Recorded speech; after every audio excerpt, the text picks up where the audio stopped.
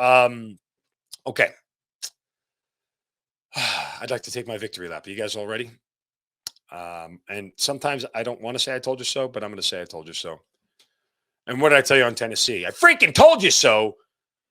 I have been saying for weeks now, for weeks, that Tennessee is going to get got because of that pass defense. It's going to happen. They can't keep throwing that pass defense out there. I kept telling you Tennessee was overrated. Nobody wanted to listen to me. I kept telling you that it was a bad scenario. Oh, it was bad, all right, because South Carolina racked up 606 yards, including 453 through the air, and put up 63 points, the most points ever against a top 5 team from an unranked team since they started keeping the AP poll. Tennessee's college football playoff dreams are done. They are over. They are out. And in 2 weeks, Georgia will eliminate LSU, and their dreams will be done. They will be out. And we will go back to what I said weeks ago. Go check my Twitter feed because it's there from some of the gambling shows that I do. When I said you're more likely to get 2 Big Ten teams in there than 2 SEC teams in there, because that's what's going to happen if TCU or USC slip up. The loser of Michigan, Ohio State will end up being in as the 4 seed. The winner is the 2 seed. And guess what? TCU or USC, whoever survives gets in. Now, if both of them slip up, Clemson walks right into the door. That's how easy this is, guys. I mean, the committee's going to have it super, super easy this year. It's really not going to be hard. Georgia's going to eliminate LSU. Their 3 losses, they're gone. Done. See you. As I just said, the loser of Ohio State, Michigan will end up being the 4 seed. That is if TCU or USC slip up. Because if they both run the table, guess what? They're both in. 1 Georgia, 2 Ohio State, 3 TCU, 4 USC. They're in. That's with the winner of Ohio State, Michigan. You get the point. Right? That's if TCU beats Iowa State this week and then beats K-State in the Big 12 championship game.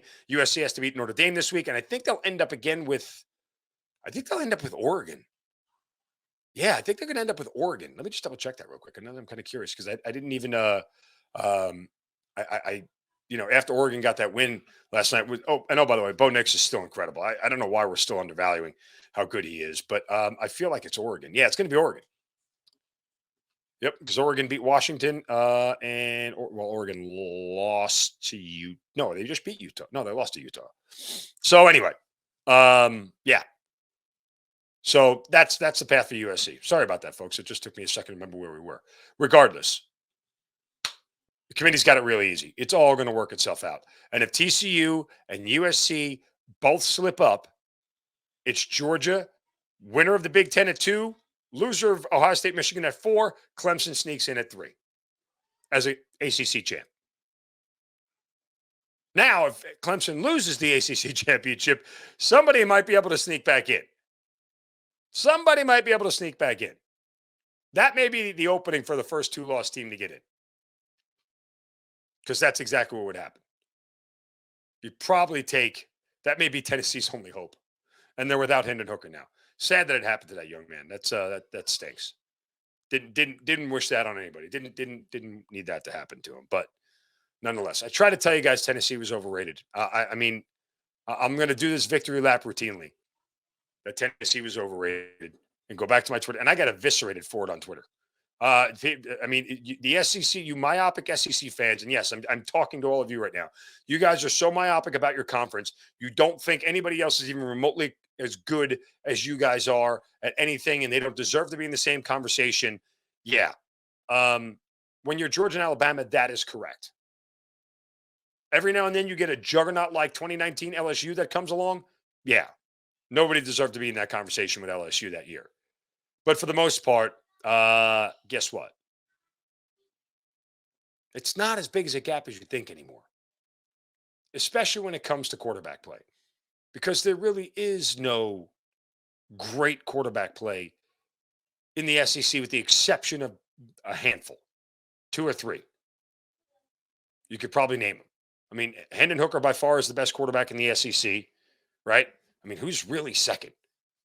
Is it Stetson Bennett? I mean, is that really where we're going? Bryce Young, obviously.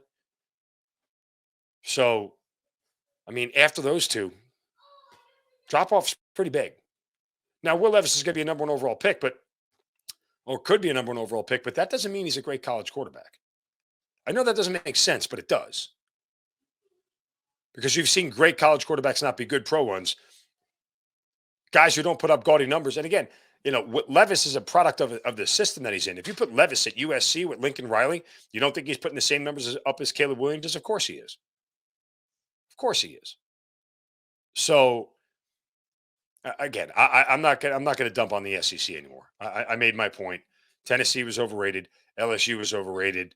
That was pretty easy to see based off of the teams that they played and the way that they played. Um, there's a certain level of consistency, and I'll say this again. I know the win was a factor on Saturday. Um, I want to know how worried Georgia fans are about Stetson Bennett's turnover issues.